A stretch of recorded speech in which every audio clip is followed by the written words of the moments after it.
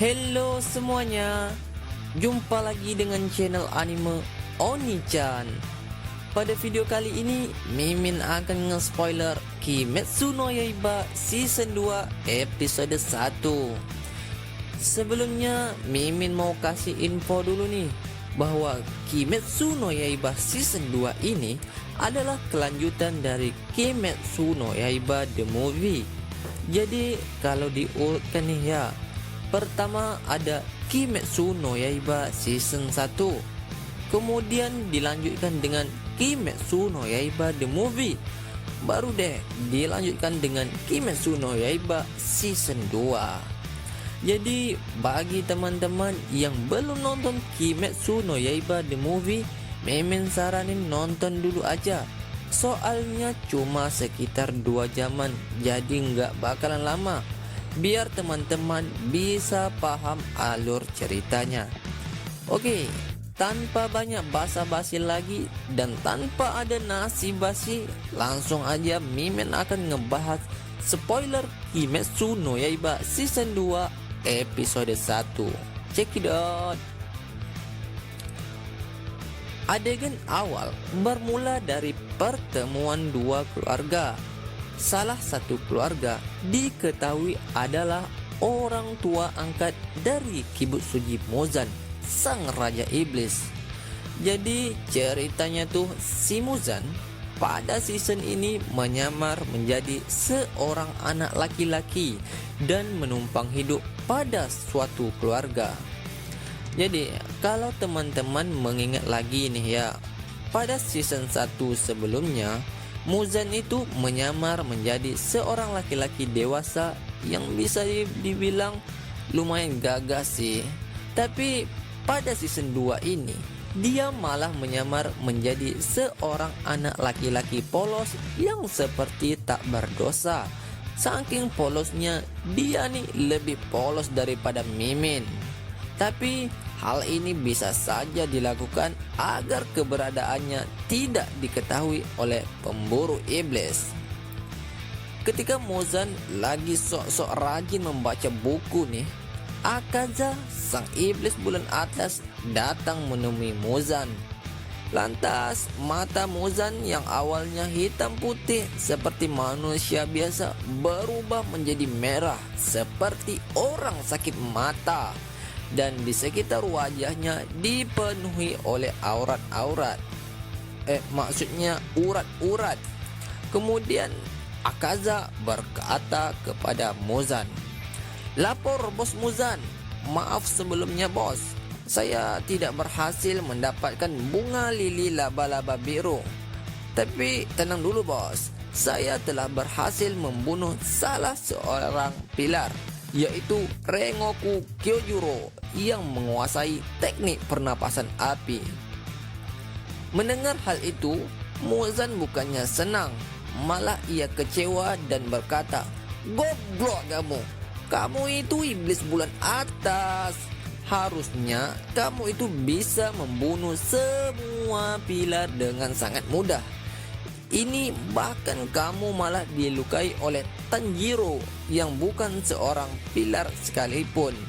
Saya kecewa banget telah berharap banyak pada kamu, Akuza." Sepertinya Muzan memang benar-benar sangat kecewa pada Akuza. Tapi yang jelas dari dialog ini kita dapat mengambil sebuah pelajaran, yaitu berharap kepada makhluk bisa saja menyebabkan kekecewaan. Oleh karena itu, berharaplah kepada Tuhan, niscaya akan mendapat kebahagiaan. Keren juga kata-kata Mimin kan? Oke lah, kembali pada anime.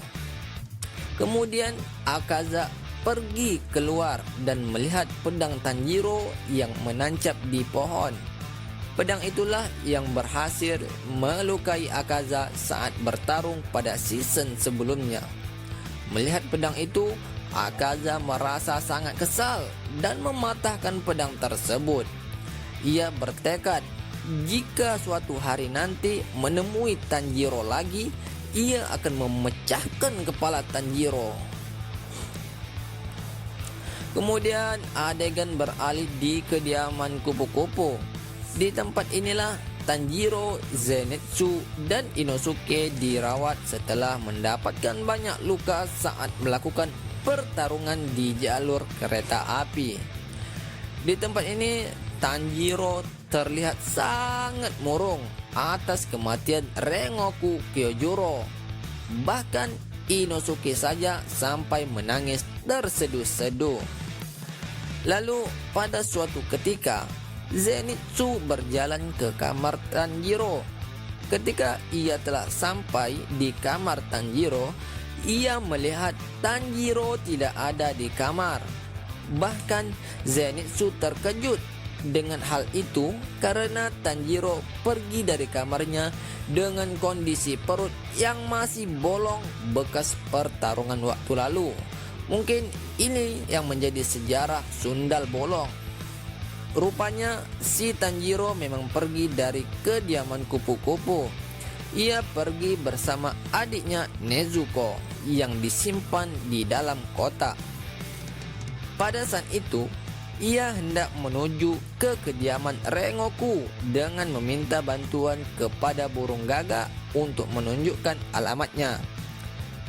Setibanya Tanjiro di depan rumah Rengoku, ia bertemu dengan adik Rengoku dan menanyakan kepadanya apakah ia sudah mendengar berita kematian kakaknya Rengoku Kyojuro. Dengan wajah pucat, ia menjawab bahwa ia sudah tahu hal tersebut. Tiba-tiba ayah Rengoku, yaitu Senjuro, keluar dari rumahnya sambil marah-marah dan mengatakan bahwa Rengoku itu anak yang sangat bodoh, menyedihkan, dan nekat menjadi ahli pedang tanpa ada bakat yang hebat. Kata-kata pedas terus saja keluar dari mulutnya sehingga membuat anaknya menjadi sangat sedih. Kemudian tak sengaja Senjuro melihat anting-anting Tanjiro. Spontan matanya terbelalak karena ia mengetahui bahwa Tanjiro adalah salah satu pengguna teknik pernapasan matahari. Senjuro sangat kenal anting-anting itu, yaitu anting-anting yang hanya dipakai oleh keluarga yang bisa menggunakan teknik pernapasan matahari. Ia menjelaskan kepada Tanjiro bahwa teknik pernapasan matahari adalah teknik pernapasan asli, teknik pernapasan pertama dan induk dari segala jenis teknik pernapasan yang ada. Sedangkan teknik pernapasan lainnya seperti air, angin, petir dan lain-lain hanyalah tiruan saja dan lebih lemah dari teknik pernapasan api. Akhirnya Tanjiro pun berhasil bertamu ke rumah mereka. Di sini terjadi pembicaraan antara Tanjiro dan adik Rengoku. Ini mimin skip aja ya, karena pembahasannya tidak terlalu penting. Kemudian adik Rengoku mengambil sebuah buku kuno tentang teknik pernapasan api dan menyerahkannya kepada Tanjiro. Saat mereka berdua membuka buku tersebut, mereka langsung tercengang melihat isi bukunya. Sebenarnya, apakah isi dari buku tersebut hingga membuat Tanjiro dan adik Rengoku tercengang?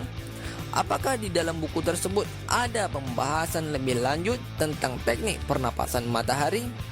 Silahkan teman-teman temukan jawabannya dengan melihat spoiler Kimetsu no Yaiba Season 2 episode 2 tentunya di channel ini. Silakan klik tombol subscribe dan tekan tombol lonceng agar setiap mimin update konten baru Kimetsu no Yaiba teman-teman bisa mendapatkan notifikasinya. Terima kasih karena sudah menonton. See you and bye-bye.